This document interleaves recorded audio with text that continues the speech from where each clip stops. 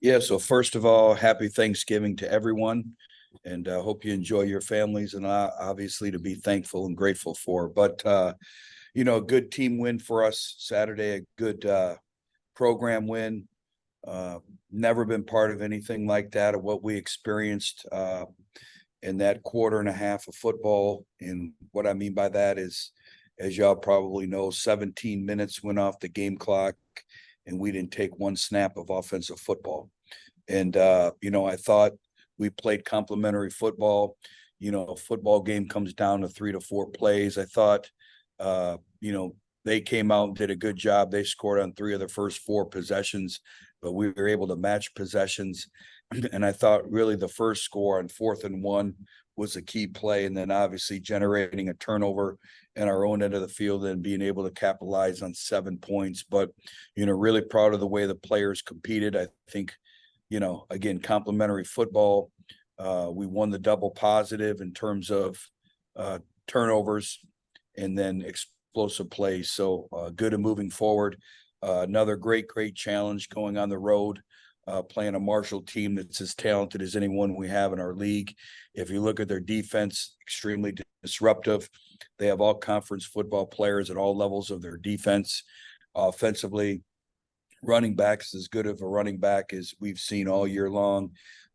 Big imposing offensive line, good skills, and very, very good on special teams. So again, it's a great challenge, great place to play, great venue, very prideful program.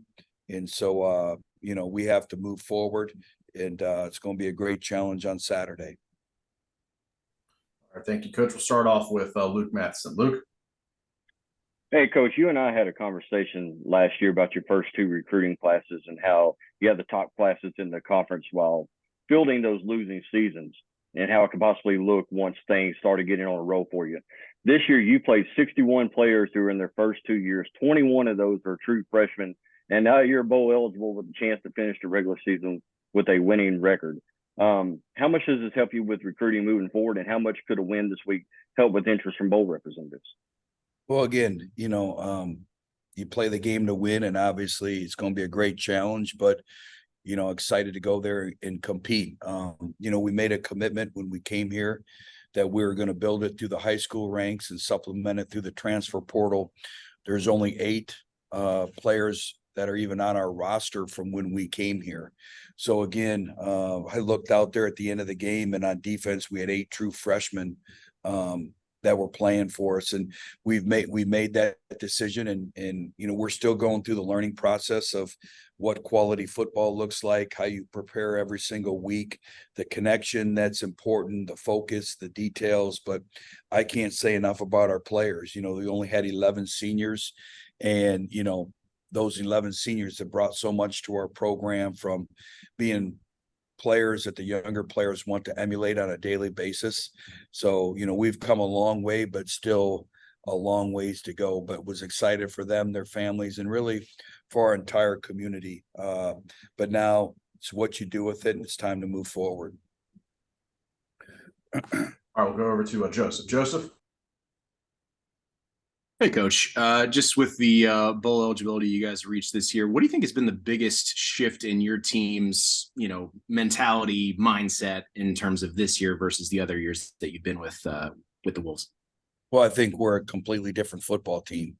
Luke just said it. When you look at it, most of our roster is comprised of first and second year players, and then, some older players that have really, really helped. But I think it's a mindset, it's a culture.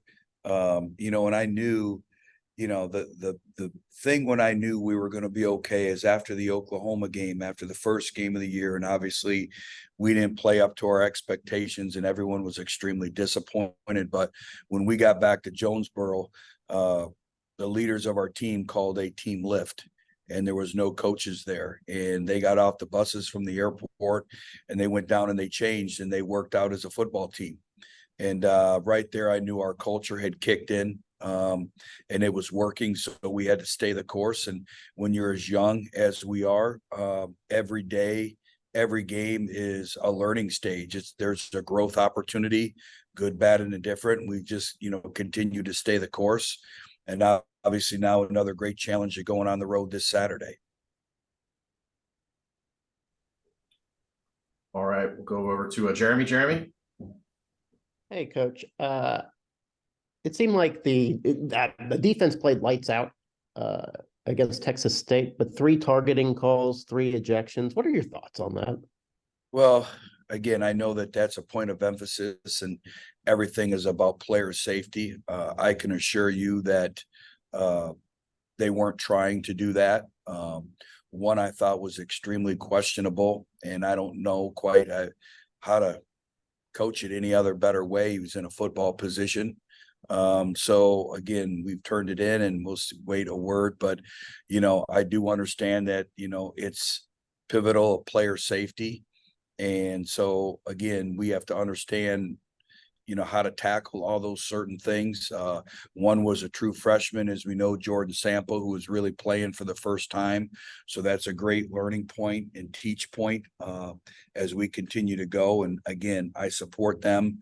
But there was one that I thought, as a coach, I think it'll be on a teach tape is, as we continue to improve our game and improve the fundamentals and details across the board, how do you learn from it? How do you teach from it? How do you move forward? But again, I can assure you that, nothing happened by they were trying to intentionally do that.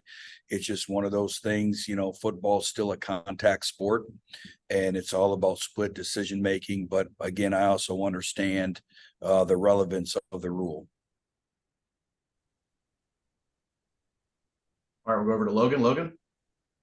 Coach, happy Thanksgiving to you. Wanted to ask about Zach Wallace and his status for Saturday's game, and then 2, just seeing Mike Sharp and Cedric Hawkins come in and make the impact that they did on Saturday. Yeah, I tell you, I've been really, really encouraged with our entire running back room. And again, very youthful, but, very, very unselfish. They support each other. They're each other's biggest fans. They coach each other up on every single play. And as we know, that's a room that sometimes can challenge you with a lot of things, and they don't. Again, they just are really, really unselfish. In terms of Zach Wallace's status, we expect him to play. So it's just a bruise. So we expect him to be available.